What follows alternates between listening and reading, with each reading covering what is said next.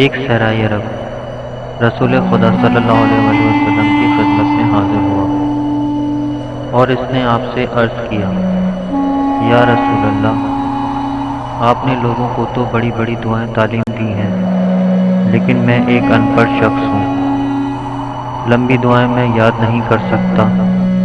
آپ مجھے کوئی مختصر سی دعا تعلیم فرمائیں جس سے خدا راضی ہو اور میری دنیا اور آخرت بھی سنور جائے۔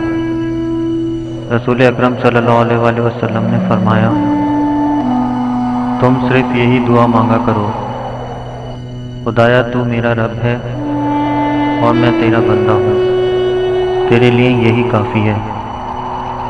اتنی مختصر دعا سن کر بدبی بہت خوش ہوا اور حضرت صلی اللہ علیہ وسلم کو سلام کر کے چلا گیا۔ عربی کوڑ ان پڑھ اور کوڑ مغز تھا، اس سے یہی مختصر سی دعا بھی یاد نہ ہو سکی۔ وہ ہاتھ آسمان کی طرف اٹھاتا اور یوں دعا کرتا تھا، خدایا تو میرا بندہ ہے اور میں تیرا رب ہوں۔ عربی جب بھی یہ الٹی دعا مانگتا تو ملا اعلیٰ میں تھر تھری مچ جاتی اور فرشتے یہ طرفہ دعا سن کر چیخ اٹھتے۔ ایک دن جبرائیل امین رسول خدا صلی اللہ علیہ وآلہ وسلم پر نازل ہوئے اور انہوں نے کہا، یا رسول اللہ، آپ نے ایک کوڑ مغز شخص کو دعا تعلیم دی تھی اور وہ اسے الٹا پڑھتا ہے، جس کی وجہ سے وہ کفر کا ارتکاب کر رہا ہے۔ حضرت صلی اللہ علیہ وسلم نے اس عربی کو اپنے یہاں طلب کیا اور اس سے فرمایا کہ میں نے تمہیں جو دعا تعلیم کی تھی وہ مجھے سناؤ۔ اس نے کہا، جی ہاں، آپ بھی سنیں۔ جس دن سے آپ نے مجھے یہ دعا تعلیم فرمائی، میں روزانہ اس دعا کا ورد کرتا ہوں اور امید رکھتا ہوں کہ خدا مجھے اس کا ثواب عنایت فرمائے گا۔ یہ کہہ کر اس نے اپنی طرفہ دعا حضرت صلی اللہ علیہ وسلم کو سنائی۔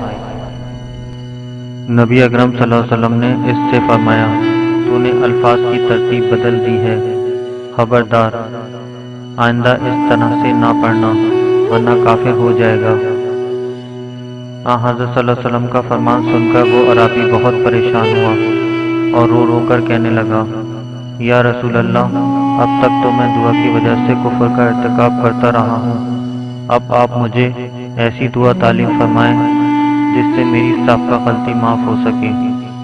اتنے میں جبرائیل امین نازل ہوئے اور انہوں نے حضرت صلی اللہ علیہ وسلم کو خدا کا یہ پیغام دیا، یا رسول اللہ، اللہ تعالیٰ کہہ رہا ہے، میرے بندے سے تو غلطی صادر ہو سکتی ہے لیکن مجھ سے تو غلطی صادر نہیں ہو سکتی۔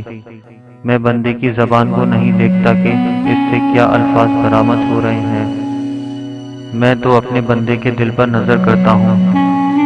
اگر اس کے دل میں ایمان ہوتا ہے تو اس کی زبان کے غلط الفاظ بھی میرے لیے صحیح الفاظ کا درجہ رکھتے ہیں اور میں اسے معاف کر دیتا ہوں۔